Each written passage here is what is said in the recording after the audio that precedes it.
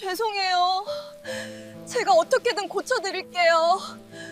비 오는 밤 배달 아르바이트로 겨우 살아가던 민서는 백만장자 강 회장의 벤츠 외제차와 부딪혔습니다. 빗물로 범벅이 된 얼굴로 민서는 간절히 말했어요. 그런 그녀를 본 강 회장은 숨이 멎는 듯 했습니다. 18년 전 죽은 자신의 아들과 꼭 빼닮은 얼굴이었기 때문이었죠. 하지만 그의 저택에는 이미 손녀라 불리는 아이가 있었어요. 그렇다면 눈앞의 이 소녀는 도대체 누구인 걸까요? 사연 시작 전 구독과 좋아요를 눌러주시고 어디서 듣고 계신지 댓글 남겨주시면 그곳으로 행운이 가득 깃들기를 바라겠습니다. 장대 같은 빗줄기가 온 세상을 뒤덮은 밤. 민서는 헬멧 안쪽으로 스며드는 차가운 빗물을 느끼며 악셀을 더 세게 밟았습니다. 오늘 마지막 배달이었죠. 배달 가방 속에는 아직 따뜻한 온기가 남아있는 치킨 한 마리가 들어있었습니다. 제발, 제발 버텨줘.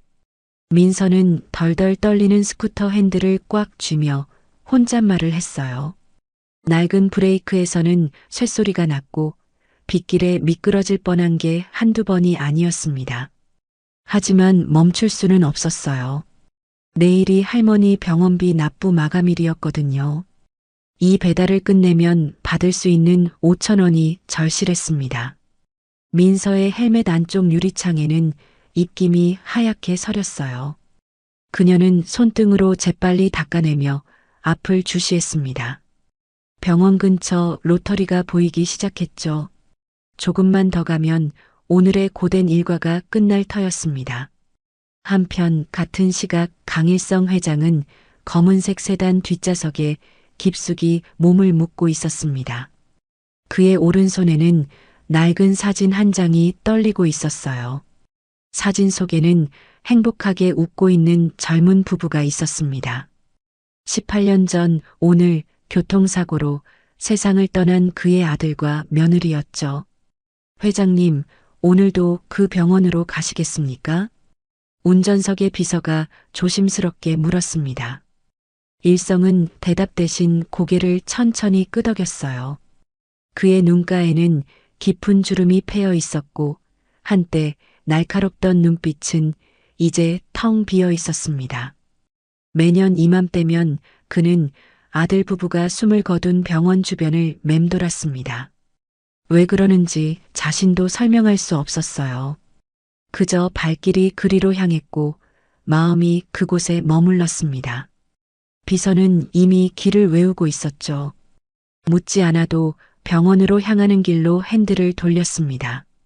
채원이는 잘 있겠지? 일성이 혼잣말처럼 중얼거렸습니다. 그의 목소리에는 묘한 공허함이 배어 있었어요. 손녀 채원은 분명 그의 유일한 혈육이었습니다. 서류상으로는 틀림없이 그랬죠. 하지만 일성의 마음 한구석에는 늘 해결되지 않는 의문이 자리하고 있었습니다. 채원의 얼굴에서는 죽은 아들의 흔적을 찾을 수 없었어요. 걸음걸이도 말투도 심지어 웃는 모습조차 닮은 구석이 없었습니다. 물론 아이들이 꼭 부모를 닮아야 하는 건 아니었죠. 하지만 일성의 가슴속 깊은 곳에서는 무언가가 계속 속삭였습니다. 뭔가 잘못되었다고, 뭔가 어긋나 있다고요. 18년이 지났는데도 일성은 사진을 가슴에 품으며 한숨을 내쉬었습니다. 창밖으로는 빗줄기가 더욱 거세게 쏟아지고 있었어요. 가로등 불빛이 빗방울에 반사되어 마치 수천 개의 다이아몬드처럼 반짝였습니다. 세단이 병원 근처 로터리로 접어들던 바로 그때였습니다. 비서가 조심스럽게 속도를 줄이며 커브를 돌려고 했죠. 빗물에 젖은 도로는 거울처럼 미끄러웠고 가시거리는 형편없었습니다. 회장님, 빗길이 너무 미끄럽습니다. 조심해서 가겠습니다. 비서가 말을 마치기도 전에 갑자기 오른쪽에서 무언가가 튀어나왔어요. 노란색 헬멧을 쓴 누군가가 스쿠터를 타고 맹렬한 속도로 달려오고 있었습니다. 민서는 마지막 코너를 돌며 안도의 숨을 내쉬었습니다. 배달 주소인 병원 건너편 아파트가 보였거든요. 하지만 바로 그 순간 그녀의 눈앞에 거대한 검은색 세단이 나타났습니다. 민서는 본능적으로 브레이크를 잡았어요. 하지만 달아빠진 브레이크 패드는 제 역할을 하지 못했습니다. 안 돼. 민서의 비명과 함께 스쿠터는 그대로 세단의 옆구리를 향해 돌진했습니다. 시간이 느리게 흐르는 듯 했어요. 빗방울 하나하나가 선명하게 보였고 세단의 번쩍이는 차체가 점점 가까워졌습니다. 그리고 운명의 충돌이 일어났습니다. 굉음과 함께 민서의 몸이 공중으로 붕 떠올랐습니다. 시간이 멈춘 듯 느리게 흐르는 순간 민서는 자신의 스쿠터가 검은 세단의 옆구리를 정면으로 들이받는 모습을 똑똑히 봤어요. 그리고 다음 순간 차가운 아스팔트가 그녀의 등을 거칠게 내리쳤습니다. 으악! 민서의 비명이 빗소리를 뚫고 울려 퍼졌어요. 온몸이 마치 부서진 것처럼 아팠습니다. 특히 오른쪽 어깨와 무릎에서는 날카로운 통증이 올라왔죠. 빗물이 얼굴을 타고 흘러내렸지만 그게 빗물인지 눈물인지 구분할 수 없었습니다. 세단의 문이 벌컥 열리며 검은 정장을 입은 남자 둘이 뛰어나왔어요. 한 명은 운전석에서 다른 한 명은 조수석에서였죠. 이런 미친, 어디서 갑자기 튀어나온 거야? 경호원으로 보이는 건장한 남자가 거친 목소리로 외쳤습니다. 그는 먼저 세단의 찌그러진 부분을 살펴봤어요. 범퍼가 움푹 들어가고 옆문에는 깊은 흠집이 났습니다. 회장님 차를 이따위로 만들어놨네. 너 이거 어떻게 책임질 거야? 경호원이 민서에게 다가가며 목소리를 높였습니다. 민서는 고통스러워하면서도 필사적으로 몸을 일으키려 했어요. 하지만 그때 그녀의 시선이 도로 위에 널브러진 치킨 박스에 멈췄습니다. 뜨거운 기름에 튀긴 치킨이 빗물 섞인 도로 위에 처참하게 흩어져 있었죠. 안 돼. 안 돼. 민서는 무릎으로 기어가며 치킨 조각들을 주우려 했습니다. 이미 빗물에 젖어 먹을 수 없게 된 치킨이었지만 민서에게는 그게 중요하지 않았어요. 이 배달을 완료해야만 5,000원을 받을 수 있었고 그 돈이 없으면 내일 할머니 병원비를 낼 수 없었으니까요. 뭐 하는 거야? 일어나서 대답이나 해. 경호원이 민서의 어깨를 잡으려는 순간 뒷좌석 문이 열렸습니다. 그리고 백발이 성성한 노인이 빗속으로 걸어 나왔어요. 비서가 황급히 우산을 가져왔지만 일성은 손으로 가볍게 물리쳤습니다. 회장님, 비를 맞으시면 안 됩니다. 비서가 애타게 외쳤지만 일성은 이미 민서에게 다가가고 있었어요. 그의 시선은 수억 원짜리 차의 파손 부위가 아니라 도로에 쓰러진 젊은 여성에게 고정되어 있었습니다. 민서는 고통을 참으며 헬멧을 벗으려 애썼어요. 턱끈이 꽉 조여 있어 쉽게 풀리지 않았습니다. 결국 있는 힘을 다해 헬멧을 잡아당겼고 마침내 그녀의 얼굴이 드러났죠. 일성의 발걸음이 뚝 멈췄습니다. 빗물이 그의 얼굴을 타고 흘러내렸지만 그는 눈 한 번 깜빡이지 않았어요. 민서의 얼굴을 보는 그의 눈동자가 크게 흔들렸습니다. 마치 귀신이라도 본 것처럼, 아니 그보다 더한 충격을 받은 것처럼 보였죠. 헬멧에 눌려 젖어있던 검은 머리카락, 진하고 일자로 뻗은 눈썹, 고통을 참느라 굳게 담은 얇은 입술. 그 모든 것이 18년 전 세상을 떠난 그의 아들 진우를 빼닮아 있었습니다. 특히 미간을 찌푸리는 그 표정은 진우가 어려운 일을 만났을 때 짓던 표정과 똑같았어요. 회장님? 비서가 걱정스럽게 불렀지만 일성은 대답하지 않았습니다. 그의 손이 미세하게 떨리기 시작했어요. 72년 인생에서 수많은 풍파를 겪으며 단 한 번도 흔들리지 않았던 그였지만 지금 이 순간만큼은 다리에 힘이 빠지는 것을 느꼈습니다. 민서는 여전히 도로에 흩어진 치킨을 주우려 애쓰고 있었어요. 빗물과 흙먼지로 더러워진 치킨 조각을 하나하나 박스에 담으며 그녀는 중얼거렸습니다. 죄송해요. 정말 죄송해요. 제가 다시 사서 갖다 드릴게요. 제발. 그 모습을 보던 경호원이 다시 화를 냈어요. 지금 그게 문제야? 회장님 차가 이 모양이 됐는데. 하지만 일성은 경호원을 손짓으로 제지했습니다. 그리고 천천히 민서에게 다가가 무릎을 꿇었어요. 비싼 양복 바지가 젖은 아스팔트에 닿았지만 그는 개의치 않았습니다. 아가씨, 괜찮습니까? 일성의 목소리는 부드러웠지만 그 속에는 알 수 없는 떨림이 있었어요. 민서는 그제야 자신에게 말을 거는 노인을 올려다봤습니다. 비에 젖은 백발과 주름진 얼굴, 하지만 그 눈빛만은 형용할 수 없을 만큼 깊고 애틋했죠. 저 정말 죄송해요. 차를 제가 다 고쳐드릴게요. 시간만 주시면. 민서는 떨리는 목소리로 말했어요. 하지만 일성은 고개를 저었습니다. 차는 중요하지 않아요. 다친 곳은 없습니까? 비서가 다가와 조용히 말했어요. 회장님, 일단 병원으로 모시는 게 좋을 것 같습니다. 일성은 고개를 끄덕였습니다.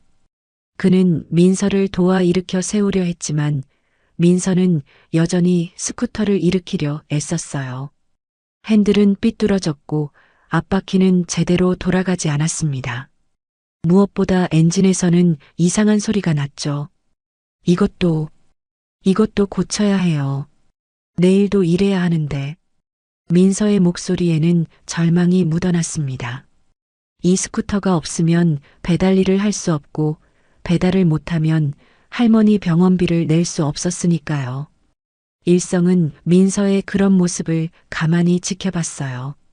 젊은 여자아이가 이 늦은 밤 폭우 속에서 배달을 하고 있다는 사실이 그의 가슴을 아프게 했습니다. 더구나 그 얼굴이 죽은 아들을 닮았다는 사실은 그를 더욱 혼란스럽게 만들었죠. 모든 것은 제가 책임지겠습니다. 일단 병원부터 가시죠. 일성의 말에 민서는 고개를 세차게 흔들었어요. 아니에요. 저 괜찮아요. 병원 같은 데 갈 필요 없어요. 병원이라는 말에 민서가 보인 격한 반응을 일성은 놓치지 않았습니다. 아마도 병원비가 부담스러운 모양이었죠. 그는 더욱 부드러운 목소리로 말했어요.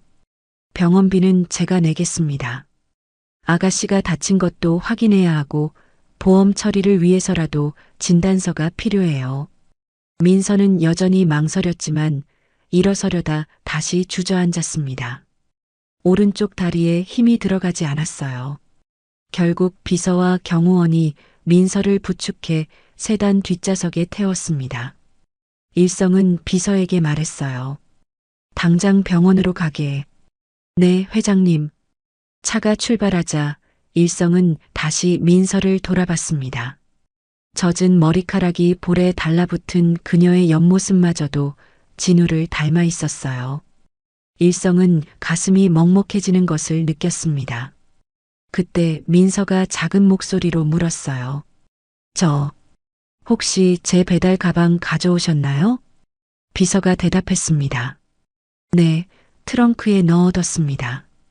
민서는 안도의 한숨을 내쉬었어요. 비록 치킨은 못 쓰게 됐지만 적어도 가방이라도 무사해서 다행이었죠. 하지만 곧 다시 어두운 표정이 됐습니다. 오늘 마지막 배달이었는데 그 5,000원을 받지 못하게 됐으니까요. 병원까지 가는 동안 차 안에는 묘한 침묵이 흘렀습니다. 일성은 계속 민서를 훔쳐보았고 민서는 창밖으로 흐르는 빗물만 바라봤어요. 그러다 문득 민서가 말했습니다. 정말 죄송해요. 제가 조심했어야 했는데. 아닙니다. 빗길이라 누구나 사고가 날 수 있어요. 그 뒤 두 사람은 아무 말이 없었어요. 병원 로비의 시계가 밤 11시를 가리키고 있었습니다. 일성은 응급실 앞 딱딱한 플라스틱 의자에 앉아 있었어요. 젖은 양복에서는 빗물 냄새가 났고 구두 속으로 스며든 물이 발가락 사이를 차갑게 적셨습니다. 하지만 그는 그런 불편함조차 느끼지 못했죠. 오직 안에서 치료받고 있는 그 아이의 얼굴만이 머릿속을 가득 채우고 있었습니다. 18년 전 바로 이 병원이었어요. 아들 진우와 며느리가 교통사고로 실려왔던 곳. 그때도 이렇게 밤이었고 이렇게 비가 왔었죠. 일성은 눈을 감고 그날의 기억을 떠올렸습니다. 의사가 나와서 고개를 저으며 죄송하다고 했던 순간 며느리가 마지막 힘을 다해 아이를 낳고 숨을 거뒀다는 소식을 들었던 순간 그 모든 것이 바로 이곳에서 일어났었습니다. 회장님, 커피라도 한잔 하시겠습니까? 비서의 목소리에 일성은 현실로 돌아왔어요. 고개를 저으며 대답했습니다. 됐네. 그보다 저 아이의 신원 확인은 했나? 네, 지금 접수처에서 확인하고 있습니다. 비서가 자리를 뜬 사이 일성은 다시 생각에 잠겼어요. 그 아이의 얼굴이 자꾸만 눈앞에 아른거렸습니다. 진우를 그렇게 닮을 수가 있을까요? 단순한 우연이라고 하기엔 너무나 놀라운 일치였죠. 잠시 후 비서가 서류를 들고 돌아왔습니다. 그의 표정이 평소와 달리 긴장되어 보였어요. 회장님, 저 학생의 이름은 이민서, 나이는 18입니다. 일성은 고개를 들어 비서를 바라봤습니다. 18이라. 채원이와 같은 나이. 하지만 그건 그리 특별한 우연은 아니었죠. 같은 나이의 아이들이야 얼마든지 있을 테니까요. 그런데 일성의 입에서는 자신도 모르게 질문이 튀어나왔습니다. 떨리는 목소리였어요. 생일이 언제인가? 비서는 서류를 다시 확인했습니다. 그리고 천천히 또박또박 대답했어요. 18년 전 5월 3일입니다. 그 순간 일성의 눈동자가 크게 흔들렸습니다. 마치 지진이라도 난 것처럼 그의 온몸이 미세하게 떨렸어요. 5월 3일. 그날은 바로 채원이의 생일이었습니다. 공식 서류에 기록된 그의 손녀의 생일과 정확히 일치했죠. 일성은 의자에서 벌떡 일어났다가 다시 주저앉았습니다. 다리에 힘이 들어가지 않았어요. 가슴이 미친 듯이 뛰었고 숨이 가빠왔습니다. 비서가 놀라서 다가왔지만 일성은 손을 들어 제지했어요. 회장님, 괜찮으십니까? 아니야. 괜찮네. 그저. 일성은 말을 잇지 못했습니다. 같은 날 태어난 두 아이. 한 아이는 그의 대저택에서 모든 것을 누리며 살고 있고 다른 아이는 부모도 없이 할머니와 단둘이 살며 비 오는 밤에 배달 일을 하고 있었죠. 그리고 그중 한 아이가 죽은 아들의 얼굴을 빼닮았다니요. 응급실 문이 열리고 민서가 나왔습니다. 오른팔에는 흰 붕대가 감겨 있었고 이마에는 거즈가 붙어 있었어요. 간호사가 따라 나오며 말했습니다. 다행히 큰 이상은 없어요. 가벼운 타박상과 찰과상뿐입니다. 처방전대로 약 드시고 2, 3일 후에 다시 오셔서 소독받으시면 됩니다. 민서는 간호사에게 고맙다고 인사한 뒤 불안한 표정으로 접수처를 바라봤어요. 아마도 병원비 걱정을 하는 모양이었죠. 하지만 비서가 다가가 말했습니다. 병원비는 이미 다 처리했습니다. 걱정하지 마세요. 민서의 눈이 커졌어요. 그녀는 황급히 일성에게 다가와 허리를 깊이 숙였습니다. 정말 감사합니다. 이렇게까지 해주실 필요 없는데 제가 꼭 갚겠습니다. 연락처 좀 알려주시면. 일성은 민서의 그런 모습을 가만히 바라봤어요. 가난하지만 자존심이 있는 아이. 도움을 받는 것조차 미안해하는 아이. 그런 모습이 더욱 그의 마음을 아프게 했습니다. 앉으세요. 일성은 복도의 긴 의자를 가리켰어요. 민서는 망설이다가 조심스럽게 앉았습니다. 일성도 그녀 옆에 앉았죠. 가까이서 보니 민서의 얼굴에는 아직 앳된 기색이 남아 있었어요. 하지만 눈빛만은 나이에 맞지 않게 성숙해 보였습니다. 아마도 일찍부터 세상의 무게를 짊어진 탓이겠죠. 스쿠터도 새로 사드리겠습니다. 그리고 오늘 못한 배달값도 보상하겠어요. 일성의 말에 민서는 고개를 세차게 흔들었습니다. 아니에요. 그건 너무 큰 돈이에요. 제가 잘못해서 일어난 사고인데, 사고는 쌍방과실입니다. 비 오는 밤이었고 시야도 좋지 않았으니까요. 그러니 부담 갖지 마세요. 일성은 잠시 말을 멈췄다가 조심스럽게 물었어요. 마치 오래전 기억을 더듬는 사람처럼 천천히 신중하게 말이죠. 그런데 부모님은 어디 계시나요? 이런 시간에 연락드려야 할 것 같은데. 민서의 표정이 순간 어두워졌습니다. 하지만 이내 담담한 얼굴로 돌아왔어요. 아마도 이런 질문을 수없이 받아왔겠죠. 그래서 대답하는 법도 익숙해진 모양이었습니다. 부모님 얼굴은 모릅니다. 태어나자마자 보육원 앞에 버려졌다고 들었어요. 민서의 목소리는 덤덤했지만 그 안에는 깊은 체념이 묻어 있었습니다. 일성의 가슴이 찌릿했어요. 그럼 지금은 할머니와 단둘이 삽니다. 저를 걷어 키워주신 분이에요. 민서는 할머니를 언급할 때 처음으로 표정이 부드러워졌어요. 입가에 작은 미소까지 지었죠. 그 할머니가 민서에게 얼마나 소중한 존재인지 한눈에 알 수 있었습니다. 일성은 더 많은 것을 묻고 싶었어요. 언제 보육원에 왔는지, 혹시 친부모에 대한 단서는 없는지, 그 할머니는 어떻게 만났는지. 하지만 지금 이 자리에서 캐묻는 것은 실례였죠. 그는 다른 방법을 생각해야 했습니다. 참, 제가 명함을 안 드렸네요. 일성은 안주머니에서 명함을 꺼냈어요.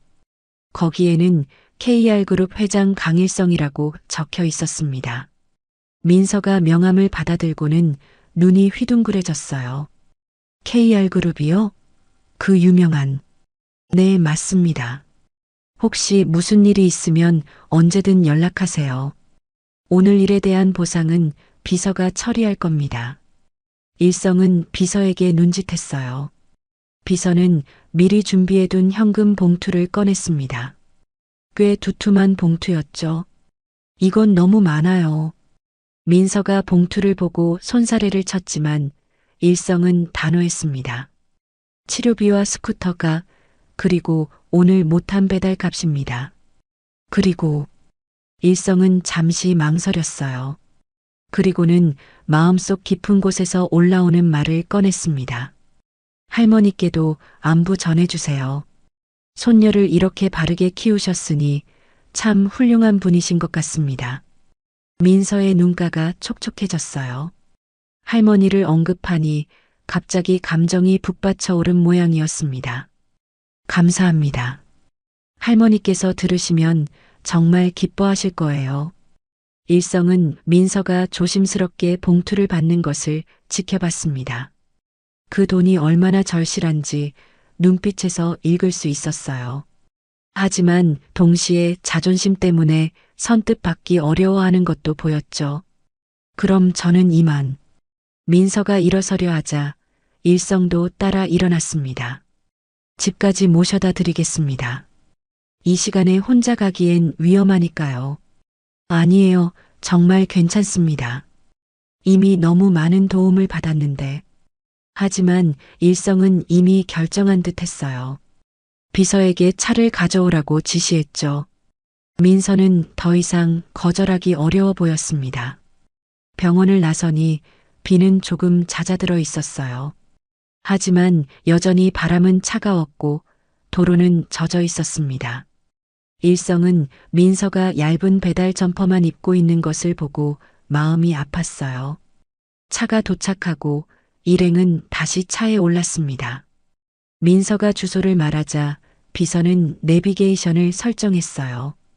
그곳은 도심에서 꽤 떨어진 낡은 동네였습니다. 차가 출발하고 잠시 침묵이 흘렀어요. 일성은 백미러로 민서를 바라봤습니다. 창밖을 보는 그녀의 옆얼굴이 가로등 불빛에 비쳤다 사라지기를 반복했죠. 그럴 때마다 죽은 아들의 모습이 겹쳐 보였습니다. 같은 날 태어난 두 아이. 그중 한 아이가 이렇게 아들을 닮았다는 것. 그리고 그 아이가 부모 없이 자랐다는 것. 이 모든 게 단순한 우연일까요? 일성의 머릿속은 복잡했습니다. 18년 전 그날 병원에서 무슨 일이 있었던 걸까요? 차창 밖으로 도시의 불빛들이 흘러갔어요. 화려한 네온 사인과 높은 빌딩들이 점점 사라지고 낡은 주택가가 나타나기 시작했습니다.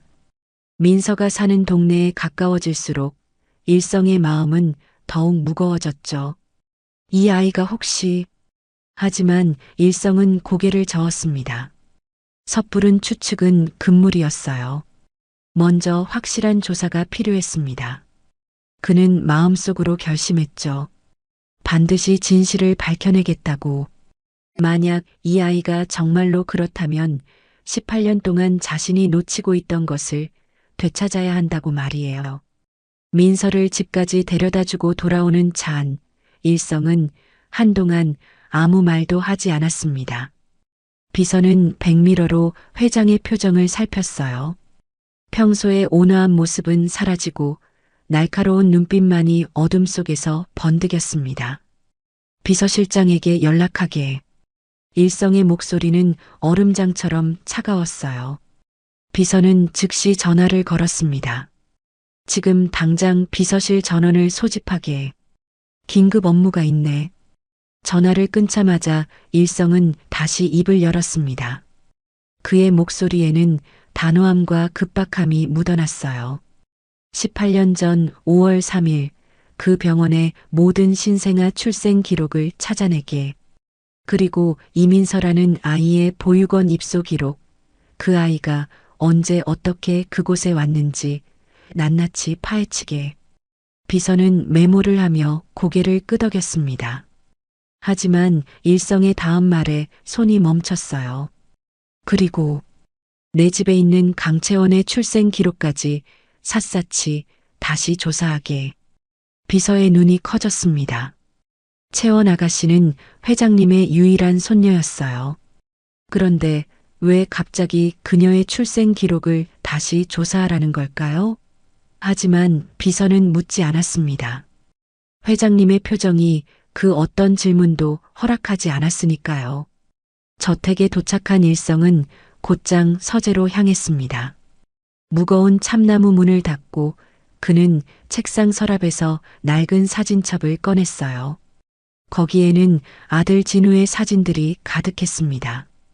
갓난아기 때부터 20살이 넘어 결혼하기까지 진우의 모든 순간이 담겨 있었죠. 일성은 진우의 18살 때 사진을 유심히 들여다봤어요. 짙은 눈썹, 일자로 뻗은 콧날, 도톰하면서도 일자로 담은 입술. 오늘 만난 그 아이 이민서와 놀라울 정도로 닮아 있었습니다. 단순한 우연이라고 하기엔 너무나 흡사했어요. 정말 내가 맞니? 일성은 사진 속 아들에게 속삭였습니다. 18년 전 그날 밤 병원은 아수라장이었어요. 아들은 수술실에서 숨을 거뒀고 며느리는 아이를 낳자마자 세상을 떠났습니다. 그 혼란 속에서 갓 태어난 아이만이 유일한 희망이었죠. 간호사가 아이를 데려왔을 때 일성은 너무 슬픔에 빠져 있어서 아이의 얼굴도 제대로 보지 못했습니다. 그저 살아있다는 것만으로도 감사했고 그 아이가 채원이라는 것을 의심하지 않았어요. 하지만 시간이 흐르면서 일성은 알 수 없는 위화감을 느끼기 시작했습니다. 채원은 진우의 그 어떤 모습도 닮지 않았어요. 성격도 습관도 심지어 걸음걸이조차 달랐죠. 일성은 사진첩을 덮고 창가로 걸어갔습니다. 거실에서 시끄러운 음악 소리가 들려왔어요. 채원이 또 친구들을 불러 파티를 하는 모양이었죠. 일성은 한숨을 내쉬었습니다. 다음 날 아침 비서실은 발칵 뒤집혔습니다. 밤새 일한 직원들이 수북이 쌓인 서류들을 정리하고 있었어요. 비서실장이 일성의 집무실로 들어왔습니다. 그의 얼굴에는 피로가 가득했지만 손에는 두툼한 보고서가 들려 있었죠. 회장님, 일단 확인 가능한 자료는 모두 조사했습니다. 일성은 의자에 깊숙이 앉아 보고서를 받아들었어요. 첫 장을 넘기자마자 그의 눈빛이 날카로워졌습니다. 강채원 아가씨는 18년 전 5월 3일 그 병원에서 오전 3시 20분에 출생한 것으로 기록되어 있습니다. 출생 증명서, 신생아 기록, 모든 서류가 완벽합니다. 비서실장은 잠시 숨을 고른 뒤 계속했어요. 하지만 이민서 학생의 경우 병원 출생 기록은 전혀 찾을 수 없었습니다. 다만 보육원 입소 기록에 따르면 생후 약 일주일 된 아이가 보육원 앞에 버려진 것으로 되어 있습니다. 추정 생년월일을 5월 3일로 기록한 것도 보육원 측의 판단이었고요. 일성은 보고서를 내려놓고 손가락으로 관자놀이를 눌렀습니다. 공식 기록상으로는 아무런 문제가 없었어요. 채원이는 분명 그의 손녀였고 민서는 그저 버려진 아이였습니다. 하지만 왜 이렇게 마음이 불편한 걸까요? 단순한 우연의 일치인 듯합니다. 회장님. 비서실장의 말에 일성은 벌떡 일어났어요. 그리고는 보고서를 책상 위에 내던졌습니다. 우연? 같은 날 태어난 아이가 내 죽은 아들을 빼닮았는데 그게 우연이라고? 일성의 목소리가 높아졌어요. 비서실장은 당황한 표정으로 한 발 물러섰습니다. 하지만 회장님, 서류상으로는 서류가 다가 아니야. 내 직감이 18년간 느껴온 이 위화감이 뭔가 잘못됐다고 말하고 있네. 일성은 다시 의자에 앉으며 깊은 한숨을 내쉬었어요. 그는 알고 있었습니다. 감정적으로 행동하면 안 된다는 것을. 하지만 어제 본 그 아이의 얼굴이 자꾸만 눈앞에 아른거렸어요. 그날 밤 일성은 평소보다 일찍 저택으로 돌아왔습니다. 현관에 들어서자마자 그의 눈살이 찌푸려졌어요. 명품 쇼핑백들이 바닥에 널브러져 있었고 거실에서는 시끄러운 음악 소리가 흘러나왔습니다. 거실로 들어서니 채원이 친구들과 함께 샴페인을 마시며 웃고 있었어요. 테이블 위에는 비싼 음식들이 어지럽게 놓여 있었고 소파에는 더 많은 쇼핑백들이 쌓여 있었죠. 할아버지. 채원이 일성을 발견하고 다가왔어요. 그녀의 볼은 술 기운에 붉게 달아올라 있었습니다. 오셨어요? 친구들이랑 작은 파티 중이에요. 일성은 주변을 둘러봤습니다. 이게 작은 파티라니요. 아마 오늘 하루에만 수백만 원을 썼을 겁니다. 그런데 할아버지, 다음 주에 친구들이랑 유럽 가기로 했어요. 카드 한도 좀 올려주세요. 채원은 애교 섞인 목소리로 말했어요. 일성이 대답하기도 전에 그녀는 계속 떠들었습니다. 아, 그리고 제 생일 선물로 빨간색 스포츠카 사주시기로 하셨죠? 친구가 타고 온 거 봤는데 정말 멋있더라고요. 일성은 채원을 물끄러미 바라봤어요. 명품으로 치장한 그녀의 모습에서 진우의 흔적을 찾을 수 없었습니다. 진우는 검소했고 며느리는 따뜻했어요. 그런데 이 아이는 왜 이렇게 다를까요? 할아버지. 채원이 대답을 재촉했어요. 일성은 고개를 저으며 서재로 향했습니다. 나중에 얘기하자. 서재 문을 닫고 일성은 무거운 마음으로 의자에 앉았어요. 책상 위에는 오늘 조사한 보고서가 놓여 있었습니다. 그는 다시 한번 민서의 기록을 살펴봤어요.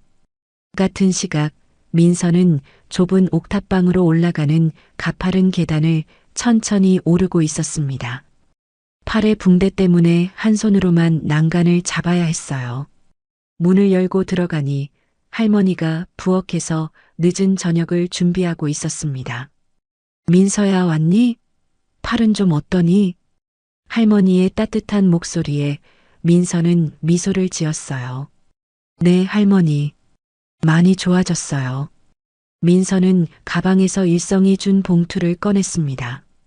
그리고는 그 돈을 할머니의 병원비 통장 사이에 끼워 넣었어요. 하지만 통장의 잔액을 확인하니 여전히 한숨이 나왔습니다. 할머니의 수술비까지는 아직도 많이 부족했거든요. 민서야, 저녁 먹자. 할머니가 부르는 소리에 민서는 통장을 닫았어요. 작은 밥상에는 김치와 계란 프라이, 그리고 어묵국이 놓여 있었습니다. 소박한 밥상이었지만 민서에게는 세상 어떤 진수성찬보다 귀했죠. 할머니도 많이 드세요. 민서는 계란 프라이를 할머니 쪽으로 밀었어요. 할머니는 고개를 저으며 다시 민서에게 밀어줬습니다. 너 다쳐서 왔잖아. 많이 먹어야 빨리 낫지. 식사를 마친 후 민서는 핸드폰을 꺼내 배달 앱을 열었어요. 스쿠터가 망가져서 당분간 배달은 못하지만 다른 아르바이트를 찾아야 했습니다. 새벽 시장에서 하는 상하차 아르바이트가 눈에 들어왔어요. 힘든 일이지만 시급이 높았죠. 민서는 망설임 없이 지원했습니다. 할머니의 수술이 얼마 남지 않았어요. 무슨 일이든 해서 돈을 모아야 했습니다. 그날 아침 민서는 새벽 4시에 일어나 시장으로 향했어요.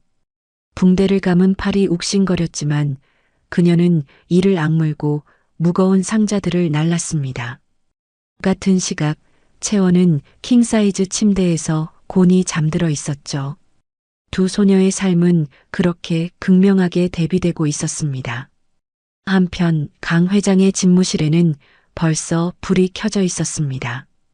밤새 한숨도 자지 못한 그의 눈가에는 검은 그림자가 짙게 드리워져 있었어요. 책상 위에는 비서실이 작성한 두툼한 조사 보고서가 놓여 있었지만 그 안에서 원하는 답을 찾을 수 없었습니다. 공식 기록은 완벽하다. 일성은 보고서를 덮으며 쓴웃음을 지었어요. 모든 것이 빈틈없이 갖춰져 있었습니다. 일성은 의자에서 일어나 창가로 걸어갔습니다. 동이 트기 시작한 하늘이 회색빛으로 물들어가고 있었어요. 저 멀리 도심의 빌딩들 사이로 희미하게 보이는 병원의 윤곽이 그의 시선을 사로잡았습니다. 서류가 완벽하다면 사람을 찾아야 해. 일성은 낮게 중얼거리며 책상으로 돌아왔어요. 그리고는 탁상 전화기를 들어 비서실장에게 전화를 걸었습니다. 새벽 5시 반이었지만 비서실장은 2번의 신호음 만에 전화를 받았어요. 회장님, 무슨 일이십니까? 조사 방향을 바꾸게. 서류는 됐네. 이제 사람을 추적해. 일성의 목소리에는 날카로운 결연함이 배어 있었습니다. 18년 전 그날 그 병원 신생아실에 근무했던 모든 의료진의 명단을 확보하게. 그날 그 층에 있었던 사람이라면 누구든 찾아내. 알겠습니다, 회장님. 즉시 착수하겠습니다. 전화를 끊고 일성은 다시 한번 창밖을 바라봤어요. 서서히 밝아오는 하늘을 보며 그는 진실이 드러나는 순간도 이렇게 조금씩 다가올 거라 믿었습니다. 사흘이 흘렀습니다. 비서실은 밤낮 없이 움직였어요. 18년 전 병원 인사 기록을 뒤지고 은퇴한 의료진들을 일일이 찾아다니며 그날의 기억을 되살렸습니다. 대부분은 너무 오래된 일이라 기억하지 못했고 일부는 이미 세상을 떠났거나 연락이 닿지 않았죠. 그러던 어느 날 오후 비서실장이 급하게 일성의 집무실 문을 두드렸습니다. 평소 침착하던 그의 얼굴에는 흥분한 기색이 역력했어요. 회장님, 이상한 점을 발견했습니다. 비서실장은 새로운 파일을 책상 위에 펼쳐 놓았어요. 거기에는 낡은 인사 기록 사본과 경찰 조서, 복사본이 들어 있었습니다. 18년 전 그날 신생아실 담당 간호사였던 박현숙이라는 자가 있었습니다. 그런데 이 여자가 아드님 부부 사고 닷새 뒤 병원 공금 3천만 원을 횡령하고 해외로 도주한 기록이 있습니다. 일성의 눈빛이 번뜩였어요. 그는 파일을 집어들고 박현숙의 인사 기록 사진을 유심히 들여다봤습니다. 30대 초반으로 보이는 여자였어요. 피곤해 보이는 얼굴이었지만 눈빛만은 어딘가 날카로웠습니다. 횡령 금액이 3천만 원? 일성은 파일을 내려놓으며 미간을 찌푸렸어요. 네, 회장님. 당시로서는 큰 돈이었지만 해외 도피까지 할 만큼 거액은 아니었습니다. 더 이상한 건 비서실장은 다른 서류를 가리켰어요. 이 여자가 미혼모 신분으로 아드님 부부 사고 당일에 아이를 출산했다는 기록이 있습니다. 하지만 그 아이의 행방은 어디에도 나와 있지 않습니다. 일성의 손이 미세하게 떨렸습니다. 같은 날 아이를 낳은 신생아실 담당 간호사, 그리고 닷새 뒤 갑작스러운 횡령과 도주. 이것이 과연 단순한 우연일까요? 단순 횡령범인가? 일성은 말을 멈추고 박현숙의 사진을 다시 바라봤어요. 사진 속 여자의 눈빛에서 뭔가 불길한 기운이 느껴졌습니다. 아니면 무언가를 감추기 위한 것인가? 비서실장은 일성의 말에 고개를 끄덕였어요. 그도 같은 생각을 하고 있었던 겁니다. 그 여자의 현재 행방은 18년째 오리무 중입니다. 인터폴에 수배는 되어 있지만 워낙 오래전 사건이라 우선순위에서 밀려났고요. 마지막 추적 기록이 동남아시아 어딘가였다는 것만 확인됐습니다. 일성은 책상을 손바닥으로 탁 쳤어요. 소리는 크지 않았지만 그 안에 담긴 답답함은 충분히 느껴졌습니다. 더 파고들게. 그 여자가 낳은 아이, 입양 기록이든 출생 신고든 뭐든 찾아내. 그리고 일성은 잠시 망설이다 입을 열었어요.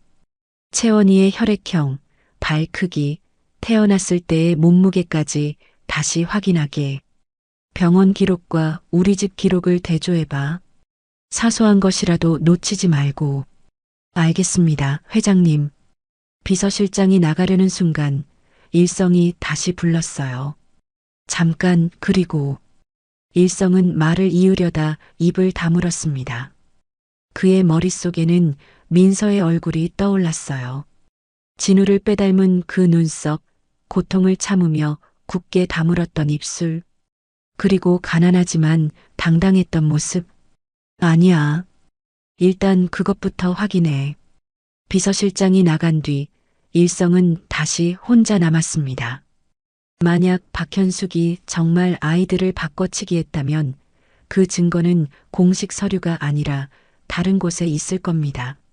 사람의 기억이나 물건이나 아니면 할머니. 일성은 불현듯 민서가 말했던 것을 떠올렸어요. 자신을 걷어 키워준 할머니. 보육원에서 아이를 데려온 그 할머니라면 혹시 당시 민서와 함께 있던 물건이나 단서를 알고 있을지도 모릅니다. 나흘이 더 지났습니다. 비서실은 박현숙이 낳은 아이의 행방을 추적했지만 어디에도 기록이 남아있지 않았어요. 마치 그 아이가 처음부터 존재하지 않았던 것처럼요. 회장님, 박현숙의 아이는 공식적으로 어디에도 등록되지 않았습니다. 미혼모의 아이였으니 출생신고를 하지 않았을 가능성이 높습니다. 비서실장의 보고를 들으며 일성의 머릿속에는 하나의 가설이 떠올랐어요. 만약 박현숙이 자신의 아이를 강 회장 집안의 아이로 둔갑시켰다면, 그리고 진짜 손녀를 어딘가에 버렸다면, 일성은 손으로 이마를 짚었습니다. 생각만 해도 끔찍한 일이었어요. 하지만 모든 정황이 그쪽을 가리키고 있었습니다. 채원이와 박현숙의 혈연 관계를 확인할 방법은 없나? 박현숙이 해외에 있는 이상 직접적인 유전자 검사는 불가능합니다. 다만 비서실장은 잠시 머뭇거리다 말을 이었어요. 만약 회장님께서 이민서 학생과 유전자 검사를 하신다면 적어도 그 학생이 회장님의 핏줄인지는 확인할 수 있습니다. 일성의 눈빛이 흔들렸습니다. 유전자 검사. 그것이 가장 확실한 방법이었죠. 하지만 민서에게 어떻게 그런 제안을 할 수 있을까요? 갑자기 찾아가서 당신이 내 손녀일지도 모른다며 검사를 하자고 한다면 그녀는 어떻게 받아들일까요? 일성은 고민에 빠졌어요. 성급하게 움직여서는 안 됐습니다. 민서와 할머니의 신뢰를 먼저 얻어야 했죠. 비서실장. 네, 회장님. 이민서 학생과 할머니에 대해 더 자세히 알아보게. 어디서 사는지, 어떻게 생활하는지. 하지만 절대 눈치채지 못하게 조심스럽게. 알겠습니다. 이틀 뒤 비서실장이 새로운 보고서를 들고 왔습니다. 거기에는 민서와 할머니의 생활상이 자세히 적혀 있었어요. 회장님, 이민서 학생은 현재 도심 외곽의 낡은 옥탑방에서 할머니와 단둘이 살고 있습니다. 할머니는 70세로 당뇨와 고혈압으로 정기적인 치료가 필요한 상태입니다. 민서 학생은 고등학교를 자퇴하고 각종 아르바이트로 생계를 꾸리고 있고요. 일성은 보고서를 읽으며 가슴이 먹먹해졌어요. 더 읽어 내려갈수록 그의 표정은 어두워졌습니다. 할머니의 병원비와 생활비를 모두 민서 학생 혼자 감당하고 있습니다. 최근에는 할머니의 수술비를 마련하기 위해 밤낮으로 배달 아르바이트를 하고 있었고요. 그러다 회장님과 사고가 났던 겁니다. 일성은 보고서를 덮었어요. 만약 이 아이가 정말 자신의 손녀라면 18년 동안 이렇게 힘들게 살아왔다는 게 견딜 수 없이 안타까웠습니다. 일성은 자리에서 일어나 창가로 걸어갔어요. 석양이 도시를 붉게 물들이고 있었습니다. 그는 오랫동안 창밖을 바라보며 생각했어요. 어떻게 접근해야 할까? 어떻게 하면 민서와 할머니를 놀라게 하지 않으면서도 진실에 다가갈 수 있을까? 일성은 비서를 불렀어요. 민서 학생에게 연락하게. 내가 할머니께 꼭 감사 인사를 드리고 싶다고 전해. 어떤 명목으로 말씀드릴까요? 사고보답과는 별개로 민서 아가씨를 그렇게 훌륭하게 키워주신 할머니께 제대로 인사를 드리고 싶다고. 그리고 일성은 잠시 말을 멈췄다가 이었어요. 두 분을 저녁 식사에 초대하고 싶다고 전해주게. 장소는 어디로 하시겠습니까? 조용하고 편안한 곳으로. 사람들 눈에 띄지 않으면서도 격식 있는 곳. 그리고 완전히 독립된 방으로 준비해. 알겠습니다, 회장님. 비서가 나간 뒤 일성은 다시 창밖을 바라봤어요. 이제 곧 그 할머니를 만나게 됩니다. 혹시 그분이 18년 전의 단서를 갖고 있을까요? 아니면 적어도 민서가 어떻게 보육원에 오게 됐는지에 대한 기억이라도 있을까요? 그 후 비서로부터 연락이 왔습니다. 회장님, 민서 학생이 할머니와 함께 식사 초대를 수락하셨습니다. 처음에는 많이 망설이셨지만 회장님의 진심이 전해진 것 같습니다. 날짜는 이번 주 토요일 저녁 6시로 잡았습니다. 장소는 북촌의 한정식 전문점 별채로 예약했습니다. 잘했네. 그날은 다른 일정을 모두 비워두게. 일성은 전화를 끊고 깊은 숨을 내쉬었어요. 드디어 민서의 할머니를 만나게 됩니다. 18년 전 보육원에서 아이를 데려온 바로 그분을요. 토요일 저녁이 다가왔습니다. 일성은 평소보다 일찍 사무실을 나섰어요. 그는 비서에게 자신이 직접 운전하겠다고 했습니다. 이번 만남만큼은 다른 누구의 개입도 원치 않았거든요. 식당에 도착한 일성은 미리 예약해둔 별채의 안쪽 방을 확인했습니다. 조용하고 아늑한 분위기였어요. 바깥 소음이 전혀 들리지 않았고 은은한 조명이 따뜻한 느낌을 주었습니다. 6시 정각 식당 입구에 민서와 할머니가 도착했습니다. 두 사람은 처음 와보는 고급 식당의 분위기에 어색해하며 입구에서 머뭇거리고 있었어요. 일성이 직접 나가 그들을 맞이했습니다. 어서 오십시오. 기다리고 있었습니다. 민서는 회장이 직접 나와 맞이하자 당황한 표정을 지었어요. 할머니는 더욱 어쩔 줄 몰라 했죠. 이렇게까지 하실 필요 없으신데. 할머니가 작은 목소리로 말했지만 일성은 부드러운 미소를 지으며 할머니의 손을 공손히 잡았습니다. 아닙니다. 민서 양을 이렇게 훌륭하고 바르게 키워주셔서 제가 진심으로 감사 인사를 드리고 싶었습니다. 일성의 목소리에는 진심이 담겨 있었어요.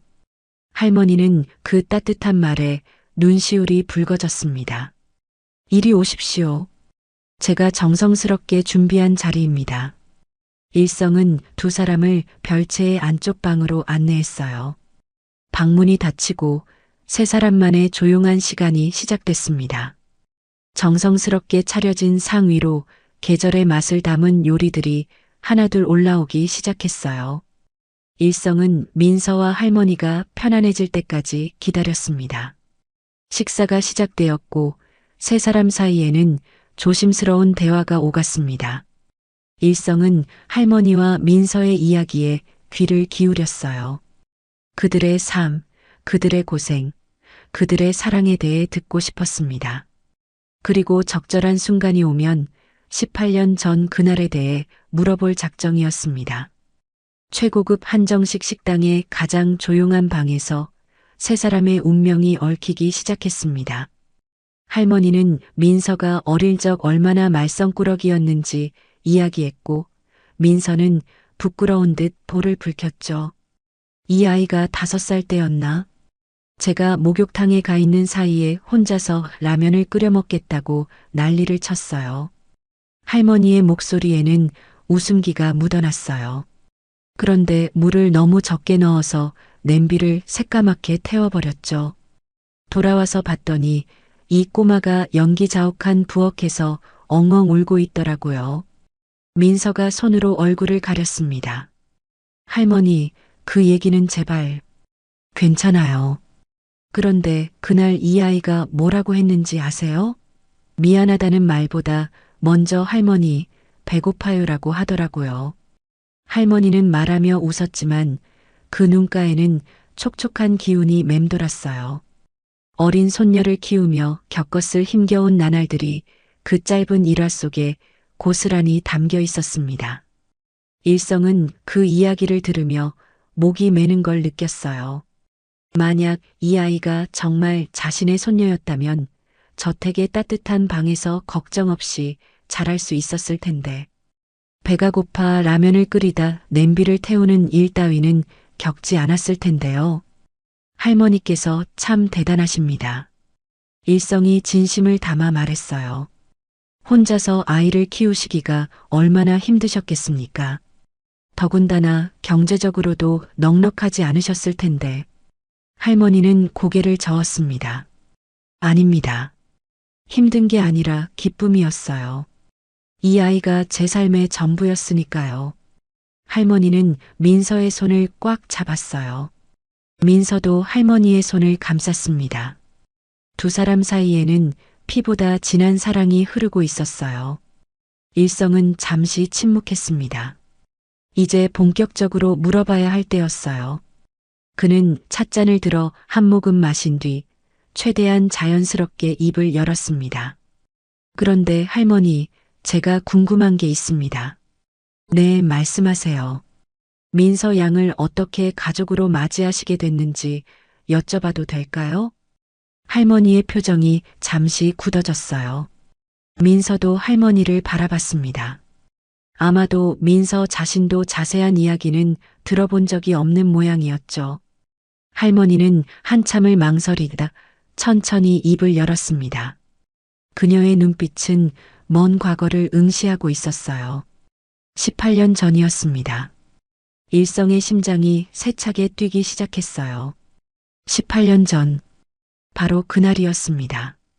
제가 그때 한 보육원에서 주방 봉사를 하고 있었어요. 형편이 넉넉하지 않아서 돈을 받고 일하는 건 아니었고 그냥 끼니라도 해결할 겸 자원봉사를 했죠. 할머니의 목소리가 떨렸습니다. 그런데 어느 날 보육원 문 앞에 아기가 버려져 있었어요. 생후 일주일쯤 됐다고 했던가. 너무 작고 약해 보였습니다. 일성은 숨을 죽이고 들었어요. 찻잔을 쥔 그의 손이 미세하게 떨렸습니다. 그 아기가 신생아실에 들어왔는데 유독 몸이 약해서 다른 아기들처럼 울지도 못하더라고요. 숨소리도 가늘고 먹는 것도 제대로 못하고 할머니의 눈에 눈물이 맺혔어요. 저는 주방에서 일하는 사람이었지만 자꾸만 그 아기가 눈에 밟혔습니다. 밤낮으로 그 아기 생각뿐이었어요. 퇴근하고 집에 가서도 혹시 그 아기가 밤새 어떻게 됐을까 걱정했죠. 민서가 할머니의 손을 더 꽉 잡았습니다. 할머니는 손등으로 눈가를 훔쳤어요. 그래서 제가 몰래 그 아기를 돌보기 시작했어요. 주방 일 끝나면 신생아실로 가서 아기를 안아주고 우유도 먹이고 보육원 선생님들이 모른 척 해주셨어요. 다들 그 아기를 걱정하고 있었거든요. 일성은 할머니의 이야기에 깊이 빠져들었습니다. 그의 눈시울도 붉어지기 시작했어요. 한 달이 지나고 두 달이 지났습니다. 그런데 아무도 그 아기를 입양하려 하지 않았어요. 너무 약해 보였으니까요. 병원비가 많이 나올 것 같고 키우기 힘들 것 같다는 거였죠. 할머니는 잠시 말을 멈추고 깊은 숨을 들이마셨습니다. 그때 제가 결심했어요. 차마 이 아기를 두고 볼 수가 없어서 제가 데려가기로 했습니다. 하지만 일성이 조심스럽게 끼어들었어요. 경제적으로 넉넉하지 않으셨다고 하지 않으셨습니까? 맞습니다. 찢어지게 가난했죠. 하루하루 먹고 살기도 빠듯했어요. 할머니는 쓸쓸하게 웃었습니다. 하지만 그게 뭐가 중요합니까? 이 아기는 저를 필요로 했고 저도 이 아기가 필요했어요. 그게 전부였습니다. 일성은 할머니의 그 말에 깊은 감동을 받았어요. 피 한 방울 섞이지 않은 아이를 위해 평생을 희생한 이 할머니야말로 진정한 가족이었습니다. 민서는 할머니를 껴안았어요. 처음 듣는 이야기에 감정이 북받친 모양이었죠. 할머니, 괜찮아, 괜찮아. 다 지나간 일이야. 할머니가 민서의 등을 토닥이며 말했습니다. 일성은 두 사람의 모습을 보며 잠시 기다렸어요. 그리고 감정이 가라앉기를 기다린 뒤 가장 중요한 질문을 꺼냈습니다. 그의 목소리는 떨렸지만 최대한 차분하게 유지하려 애썼어요. 할머니, 혹시 보육원에 올 때 아이가 가진 물건 같은 건 없었습니까? 할머니는 잠시 생각에 잠겼습니다. 그러다 천천히 고개를 저었어요. 아무것도 없었습니다. 정말 아무것도요. 그냥 낡은 베넷 저고리 하나만 걸치고 있었어요. 일성의 어깨가 축 처졌습니다. 역시 아무것도 없었던 걸까요? 하지만 바로 그때였습니다. 할머니가 뭔가 떠올랐다는 듯 눈을 크게 떴어요. 아, 잠깐만요. 그런데 일성의 심장이 다시 세차게 뛰기 시작했습니다. 베넷 저고리 속에서 딱 하나가 나오긴 했습니다. 할머니는 품속을 더듬기 시작했어요. 오래된 습관인 듯 그녀는 늘 그 물건을 몸에 지니고 다니는 모양이었습니다. 할머니가 꺼낸 건 낡고 빛바랜 손수건이었어요. 한때는 하얗고 깨끗했을 테지만 이제는 세월의 때가 묻어 누렇게 변색되어 있었습니다. 이게 뭔지 정확히는 모르겠지만 아마 이 아이 친부모가 남긴 유일한 물건인 것 같아서 할머니는 손수건을 조심스럽게 펼쳤습니다. 언젠가 꼭 짝을 찾아줘야겠다 싶어서 목숨처럼 간직해왔습니다. 손수건 안에서 작은 물건 하나가 굴러나왔어요. 까맣게 변색되었지만 여전히 은빛이 감도는 그것을 본 순간 일성의 눈동자가 크게 흔들렸습니다. 은방울 놀이개였습니다. 작은 은방울 3개가 붉은 매듭에 달려있는 전통 방식으로 정성껏 만든 놀이개. 시간이 지나 은이 산화되어 검게 변했지만 그 형태만큼은 선명했어요. 일성은 그것을 보는 순간 눈앞이 아찔해졌습니다. 마치 시간이 멈춘 것 같았어요. 주변의 모든 소리가 사라지고 오직 그 놀이개만이 그의 시야를 가득 채웠습니다. 18년 전 며느리가 임신 소식을 알았을 때의 일이 생생하게 떠올랐어요. 며느리는 태교가 중요하다며 아들과 함께 서울 곳곳의 공방을 찾아다녔습니다. 그리고 마침내 인사동의 한 작은 공방에서 이 은방울 놀이개를 맞춤 제작했죠. 아버님, 이거 보세요. 세상에 단 하나뿐인 놀이개래요. 아기가 태어나면 베넷 저고리에 꼭 달아줄 거예요.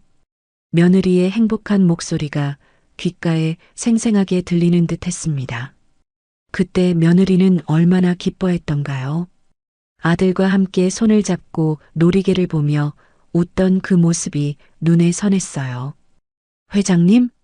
민서의 목소리에 일성은 정신을 차렸습니다.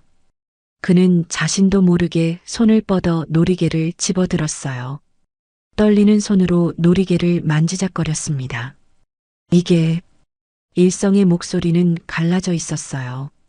이게 대체 어디서? 할머니는 회장의 이상한 반응에 당황했습니다. 회장님, 혹시 이걸 아십니까?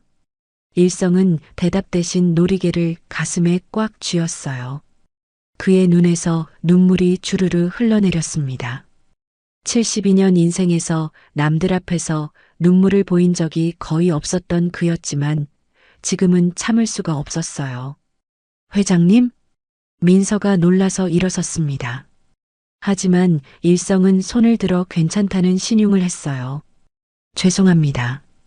일성은 손수건으로 눈가를 닦았습니다. 그리고는 떨리는 목소리로 말했어요. 이건 18년 전 제 며느리가 만든 겁니다. 방 안에 정적이 흘렀어요. 할머니와 민서는 무슨 말인지 이해하지 못한 채 일성을 바라봤습니다. 며느리는 아이를 임신했을 때 태교를 위해 아들과 함께 이 놀이개를 직접 제작했어요. 세상에 단 하나뿐인 그 아이만을 위한 선물이었죠. 일성은 놀이개를 테이블 위에 조심스럽게 내려놓았습니다. 민서의 얼굴이 하얗게 질렸어요. 할머니도 입을 떡 벌린 채 일성과 놀이개를 번갈아 봤습니다. 그런데 그 며느리와 아들은 일성은 말을 잇지 못하고 목이 메었습니다. 18년 전 5월 3일 교통사고로 세상을 떠났습니다. 할머니의 손이 떨렸습니다. 그녀는 민서를 바라봤어요. 민서도 할머니를 바라봤습니다. 두 사람 모두 무슨 말을 해야 할지 몰랐어요. 일성은 주머니에서 지갑을 꺼냈습니다. 그리고 지갑 속 깊숙이 간직해둔 작은 사진 한 장을 꺼냈어요. 바래고 낡았지만 소중하게 보관한 흔적이 역력한 사진이었습니다. 이게 제 아들과 며느리입니다. 사진 속에는 행복하게 웃고 있는 젊은 부부가 있었어요. 그리고 며느리의 손에는 바로 그 은방울 놀이개가 들려 있었습니다. 할머니는 사진을 보더니 입을 막았습니다. 민서는 눈을 크게 뜨고 사진 속 남자를 바라봤어요. 그 남자는 민서와 놀라울 정도로 닮아 있었습니다. 이건 민서의 목소리가 떨렸습니다. 그는 민서를 똑바로 바라봤어요. 눈물로 흐려진 시야 속에서도 민서의 얼굴이 선명하게 보였습니다. 죽은 아들을 빼닮은 그 얼굴이요. 일성은 떨리는 목소리로 입을 열었어요. 제가 한 가지 제안을 드려도 되겠습니까? 네, 말씀하세요. 할머니가 조심스럽게 대답했습니다. 일성은 잠시 망설이다 결심한 듯 고개를 들었어요. 그의 눈빛에는 간절함이 가득했습니다.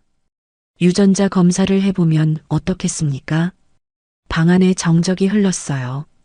민서는 눈을 크게 뜨고 일성을 바라봤고 할머니는 입을 떡 벌린 채 얼어붙었습니다. 유전자 검사요? 민서가 떨리는 목소리로 되물었어요. 네. 이 놀이개가 제 며느리가 만든 것이 확실하다면, 그리고 민서 양이 보육원에 버려진 날짜가 18년 전 5월 초라면, 일성은 말을 잇지 못하고 목이 메었습니다. 혹시 모를 일입니다. 하지만 확실하게 알아야 합니다. 제발 저의 부탁을 들어주십시오. 민서는 할머니를 바라봤어요. 할머니도 민서를 바라봤습니다.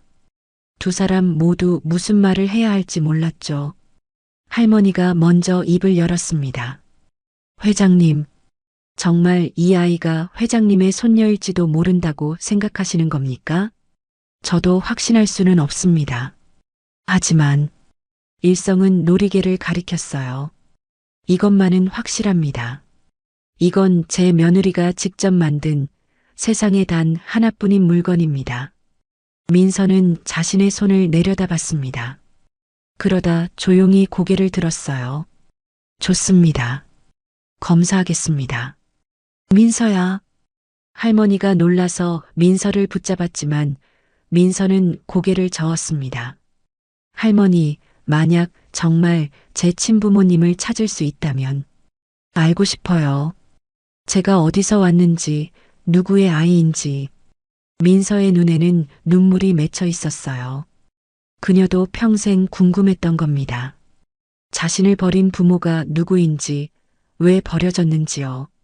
일성은 민서의 손을 꽉 잡았습니다. 고맙네. 정말 고마워. 식사는 그렇게 끝이 났어요.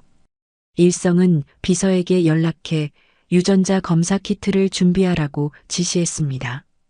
그리고 민서와 할머니를 집까지 직접 모셔다 드렸죠. 차 안에서 일성은 백미러로 뒷좌석의 민서를 바라봤어요.